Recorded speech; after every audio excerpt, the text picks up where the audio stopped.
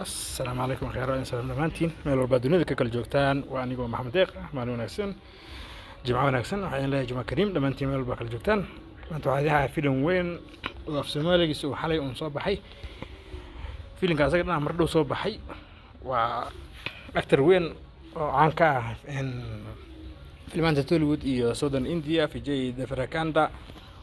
filimkiisa u horeeyay Bollywood ama Hindi ah waxaa kala Karan Johar iyo Dharma Production filimkan wuxuu ku soo baxay luqado badan sida Urdu, Telugu, Tamil iyo Malayalam filimkan magaciisa waa Laiga waa filim dagaal qiso iyo jacayl ah oo ku soo baxay luqadda Telugu waa filim Telugu ah waxaa wada Vijay Deverakonda actorka caanka ah wuxuu soo baxay 25 August 2022 wuxuu soo baxay luqadda Telugu iyo Urdu, Tamil iyo Malayalam directorka Bogi Bari Jagannath waxa producer ka saydin sheego oo ay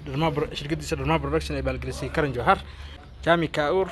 waxa music director ka Tanish Baji waxa wada actorin oo horkacayo Vijay Deverakonda Ananya Pandey Ramya Krishan Ronit Roy Vishnu Reddy Gatab Sarino Makan Dashpan Ali Mark Tyson Tamba Fashi actorin kale oo tiro badan oo dhowr ah halkaas hadaan kusoo gabagabay faalfaalada filimkan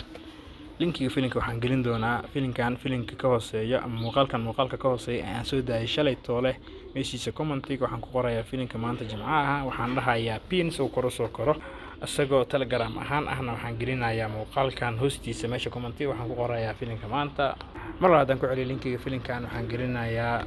muuqaalka ka hooseeya filim ka shalay aan soo daayay magaciisa la Cobra ee wada actorka caanka Vijay iyo halkan actorka caanka Fikram ee halkan kaga muuqata kaartada muuqaalka saaran meeshiisa commentiga waxaan ku qorayaa filimka maanta jimcaha waxaan dhahayaa pin soo koro asagoo Telegram ahaan waxaan gelinayaa isla muuqaalkan aan hadda soo gelinayo hoostiisa meesha commentiga waxaan ku qorayaa filimka maanta isna qofkii raba Telegram inuu ka daawado wuxuu ka daawan karaa halkan qofkii raba inuu caadi u daawado Google Drive u daawado wuxuu ka daawan karaa muuqaalka hooseeya meeshiisa commentiga mar saddexaad ku celiyo linkiga filimkan waxaan gelinayaa laba meelood meeshaas koowaad oo ah muuqaalka ka hooseeya